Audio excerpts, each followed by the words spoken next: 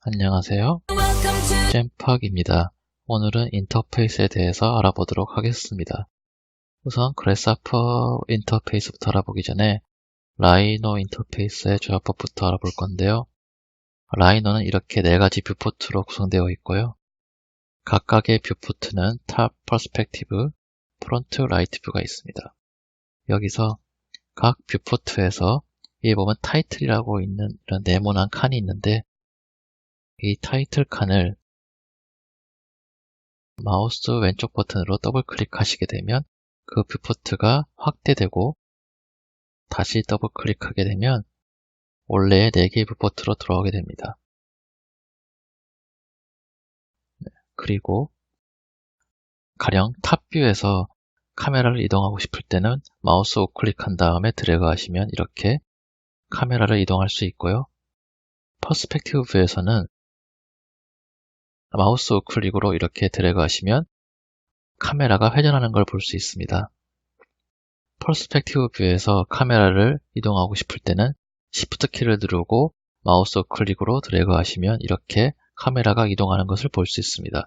이렇게 주로 탑뷰와 퍼스펙티브 뷰를 많이 사용하게 될 겁니다. 끝으로 마우스 휠 버튼을 위아래로 이렇게 조작하시면 줌인, 줌아웃이 됩니다. 이것으로 라이노에서 조작하는 그런 사용법에 대해서는 간단히 끝마치도록 하겠습니다. 이렇게 탑뷰를 크게 확대한 다음에 이제 그래스하퍼 인터페이스를 어떻게 조작하는지 알아볼 텐데요. 우선 저희가 지금 이렇게 보고 있는 빈 화면을 캔버스라고 합니다. 그리고 캔버스에서 마우스 좌클릭을 하게 되면 뭔가 컴포넌트 선택하게 되는데 지금 아무것도 없죠? 그래서 캔버스 위에 있는 컴포넌트 탭 혹은 팔레트라고 부르는 곳에서 조작하는 법을 먼저 알아보겠습니다. 팔레트에 있는 특정 컴포넌트 위에서 마우스를 갖다 놓게 되면 각각의 기능에 대한 설명이 프리뷰로 뜨게 됩니다. 그리고 이런 팔레트에 있는 컴포넌트를 캔버스로 불러오고 싶으면 컴포넌트 위에서 좌클릭을 한번 하시고 다시 캔버스에서 또 좌클릭을 한번 하면 이렇게 컴포넌트를 불러올 수가 있습니다.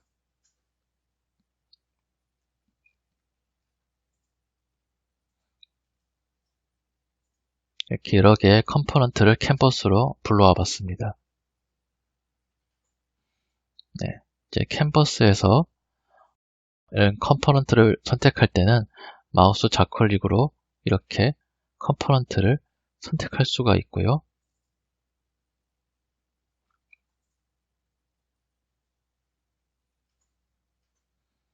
선택된 컴포넌트는 녹색으로 빛이 나게 됩니다. 그리고 캔버스에서 마우스 우클릭을 하시고 드래그 하게 되면 역시나 카메라 이동이 가능합니다. 그래스하퍼의 캔버스를 이동하는 것이죠. 그리고 마우스 휠 버튼을 클릭하면 이렇게 휠 메뉴가 뜨게 되는데 이에 대해서는 다음번에 더 자세히 알아보겠습니다. 그리고 마우스 휠 버튼을 위아래로 움직이시면 캔버스를 줌인 혹은 줌아웃 할 수가 있습니다. 이제 캔버스의 빈 공간에서 할 수 있는 것을 알아볼 텐데요. 캔버스의 빈 공간을 이렇게 마우스 좌클릭으로 더블 클릭하시면 서치가 뜨게 되는데 여기서 원하는 커맨드를 입력할 수 있습니다. 지난 시간에 슬라이드를 입력하는 방법을 알아봤었죠. 그리고 컴포넌트를 선택할 때 마우스 좌클릭으로 드래그를 하게 되면 동시에 여러 개의 컴포넌트를 이렇게 선택할 수가 있습니다.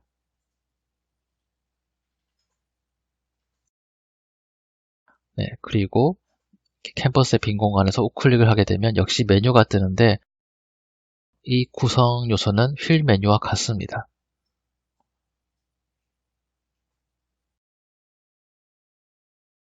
컴포넌트를 선택하고 있을 때 할 수 있는 조작법은 우선 다들 아시는 컨트롤 C, 그러니까 복사하기가 있고요. 컨트롤을 누른 상태에서 키보드 C를 누르시면 됩니다. 그럼 이제 복사가 된 거고요. 이거를 캔버스의 다른 공간에 붙여넣고 싶을 땐 컨트롤 V 붙여넣기를 하면 되는데요. 복사가 된 상태에서 컨트롤 누르고 V를 치게 되면 이렇게 붙여넣기가 됩니다. 이런 식으로 컴포넌트를 쉽게 복제할 수 있습니다.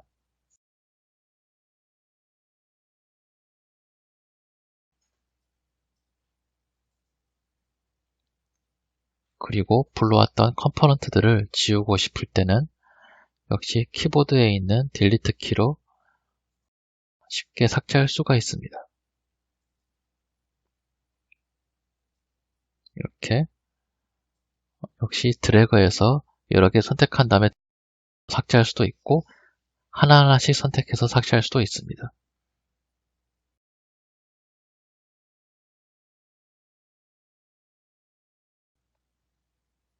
그 다음엔 컴포넌트를 불러와서 컴포넌트 위에서 조작하는 방법에 대해서 알아볼 텐데요. 역시 컴포넌트 위에서 가만히 마우스를 갖다 놓으면 이렇게 프리뷰가 또 뜹니다.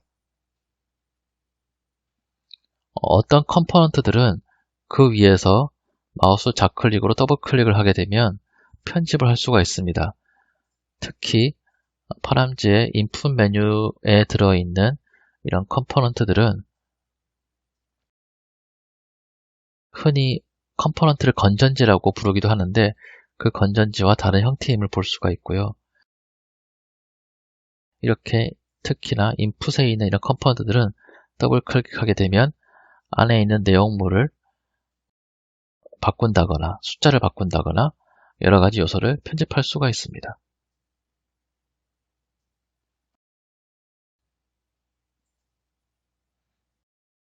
그리고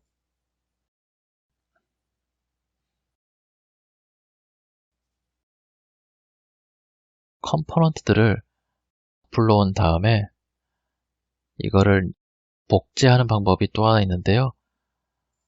마우스 좌클릭으로 드래그하는 도중에 Alt키를 탭하게 되면 이렇게 선택했던 컴포넌트들을 쉽게 복제할 수가 있습니다. 그리고 이런 컴포넌트들을 선택할 때 Shift 키를 누르고 좌클릭을 하면 하나씩 여러 개씩 컴포넌트를 더 추가해서 선택할 수 있고 컨트롤 키를 누르고 좌클릭을 하면 선택했던 컴포넌트들을 비선택으로 바꿀 수 있습니다. 그리고 여러분이 어떤 컴포넌트이든 간에 그 위에서 컨트롤과 알트 키를 누른 상태에서 마우스 좌클릭을 꾹 하고 있으면 이런 느낌표가 뜨면서 이 컴포넌트가 위에 팔레트에서 어디에 위치해 있는지를 볼 수가 있고요. 컴포넌트 위에서 우클릭하게 되면 컴포넌트 메뉴가 뜹니다. 이 컴포넌트 메뉴에서는 프리뷰를 켜고 끈다든지 여러 가지 일을 할 수가 있는데요. 이 또한 나중에 알아보도록 할게요.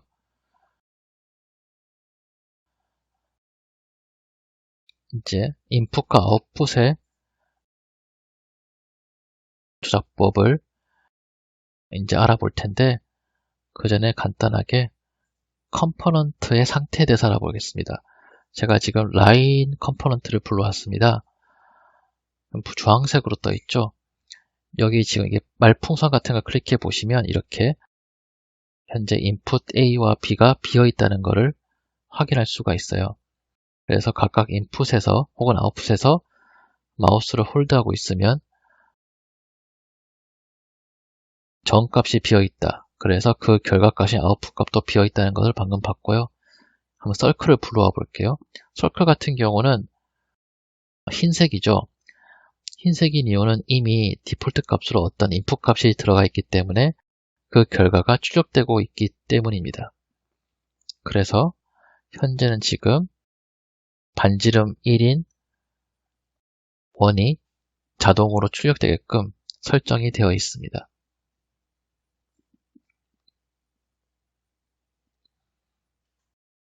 이 서클, 즉 원을 가지고 좀 더 뭔가 해보겠습니다. 그래서퍼는 이런 스크립트를 만들 때 컴포넌트와 컴포넌트를 연결하면서 하게 되는데 제가 지금 슬라이더를 불러왔고요. 슬라이더에서 서클의 반지름 R 인풋으로 연결할 때 마우스 좌클릭을 하면 와이어라고 부르는 줄을 연결할 수가 있어요. 아웃풋이나 인풋 그립에서 마우스 좌클릭을 하고 드래그를 하게 되면 와이어가 생기면서 이렇게 연결할 수 있습니다. 그래서 저는 지금 슬라이드를 조절하면서 원의 반지름을 바꿀 수가 있는 거고요.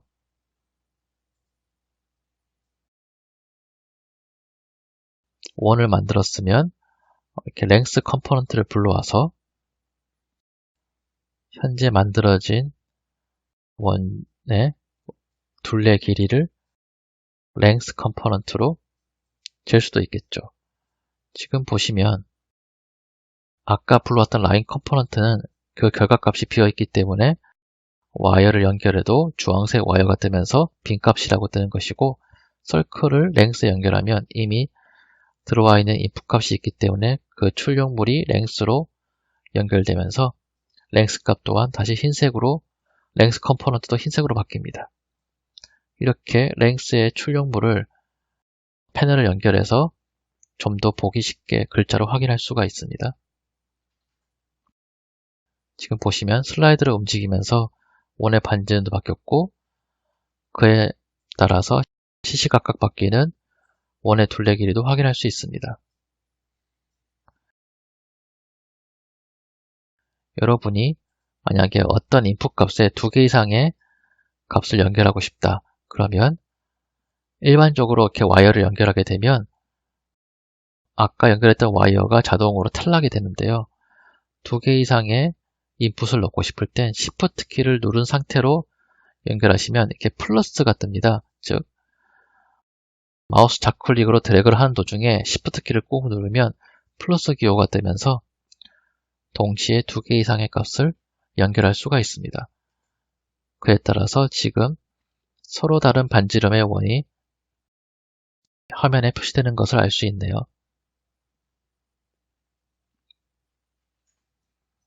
그리고 이렇게 연결했던 와이어, 즉 줄들을 내가 지우고 싶다면 똑같이 좌클릭으로 드래그하는 도중에 컨트롤 키를 꾹 누르게 되면 마이너스 기호가 뜨면서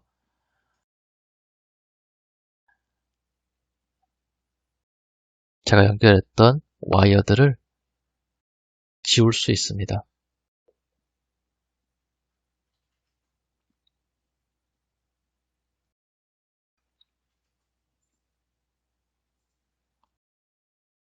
Shift 키를 눌러서 다시 플러스도 해봤고요.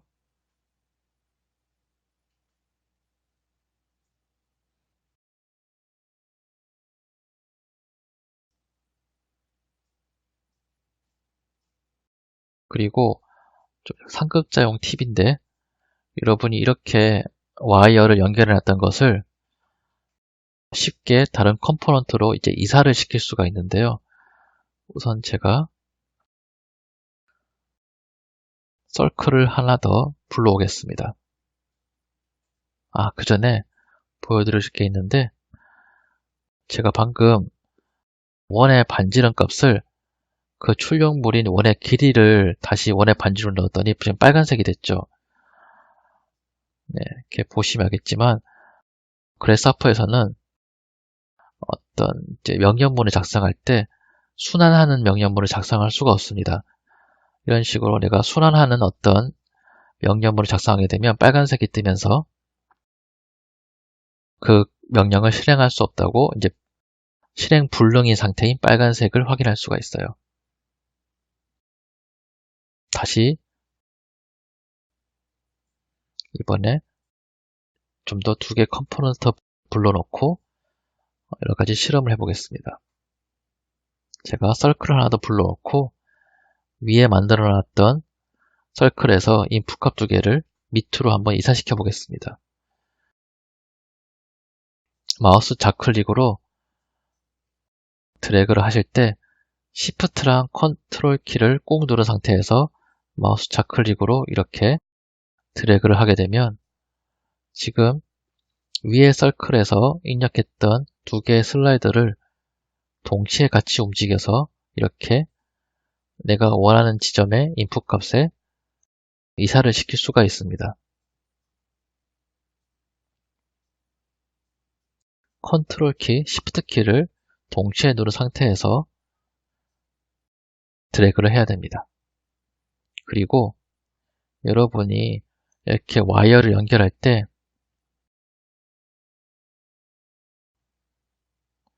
보통이라면 인풋과 아웃풋 값을 계속 왔다 갔다 하면서 와이어를 연결해야 되고요. 지금 빨간색이 떴죠? 이 역시 지금 빨간색이 뜬 이유는 인풋 값에 불필요한 정보를 넣었기 때문에 빨간색이 뜬 거였고요. 다시 다른 컴포넌트로 실험을 해볼게요. 이런 식으로 와이어를 연결하거나 뺄 수도 있지만 와이어를 연결할 때 이 상태에서 마우스 우클릭을 한번 하게 되면 연속적으로 선을 연결할 수가 있습니다. 즉, 제가 인풋과 아웃풋 그립을 왔다 갔다 하지 않고 연속으로 여러 개의 컴포넌트에 와이어를 연결할 수 있는 것이죠. 그리고 그래스하퍼의 컴포넌트에서 인풋이나 아웃풋 지점에서 우클릭을 하게 되면 그에 따른 또 메뉴가 뜨게 되는데요. 이 메뉴에서는 특히 할 수 있는 것이 디스커넥트입니다. 디스커넥트는 앞에서 배웠던 줄 지우기를 이렇게 할 수 있는 겁니다. 이 인풋이나 아웃풋 값에 연결됐던 와이어를 이렇게 삭제할 수가 있습니다. 여기까지 알아봤고요. 다음 시간에는 인터페이스 두 번째 시간을 가져서 좀 더 자세하게 알아보도록 하겠습니다.